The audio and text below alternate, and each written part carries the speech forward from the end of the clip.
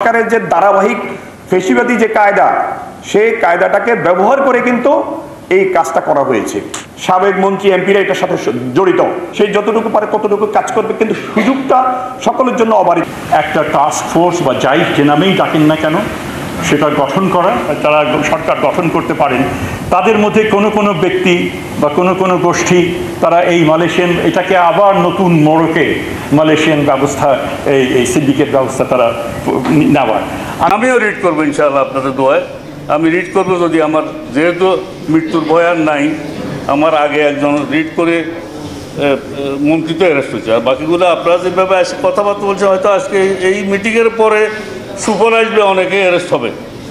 তো আমরাও অ্যারেস্ট করব যদি আপনাদের সহযোগিতা পাই, আমাদের মিডিয়াতে সহযোগিতা পাই। আমরাও চাই না সিন্ডিকেট হোক। 2016 সালের আগে যখন আমরা 96 সালে ব্যবসা করছি, তখন টানাগানিতে, উনি জানেন, টানাগানিতার কারণে আমাদের তারাত মাহমুদের একটা বক্তব্যের কারণে হঠাৎ করে সিন্ডিকেট ব্যবসা বন্ধ হয়ে যায়। এরপরে 16 সালে সিন্ডিকেটে যাই নেই, 22 সালে সিন্ডিকেট যাই নেই, অথচ 96 সালে আমি 10,000 লোক পাঠাইছি, টপ 10-এর ভিতরে ছিলাম, কিন্তু সিন্ডিকেটে যাইনি। না গিয়া কী করছি, দালাল হই নাই, টাকা ইনকাম করতে পারি, হাজার হাজার কোটি টাকা ইনকাম করতে পারি না। বলি লাভটা কী হবে, আপনারা বলবেন। পত্রিকাতে আসে, মিডিয়াতে আসে 24,000 কোটি টাকা গেছে। কীভাবে গেছে? এগুলো হাঁটে গেছে, ইয়ার মাধ্যমে গেছে না, হুন্ডের মাধ্যমে গেছে না, দুই সরকারে জানে। তো ধন্যবাদ। আমি আর সিআর আবারকে আপনার সাথে কাজ করার আগেও শুধু গেছে আমার মন্টেজ ট্রেনিং সেন্টার, ওনার সাথেও কাজ করছি আমি।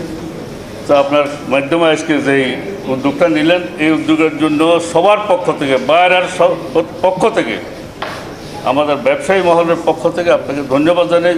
আপনার উসুলায় যেন সিন্ডিকেটের পথটা বন্ধ হয় এবং আল্লাহ যেন আপনাকে এই বিষয়ের উপরে যা দান করেন। আসসালামু আলাইকুম রহমতুল্লাহ।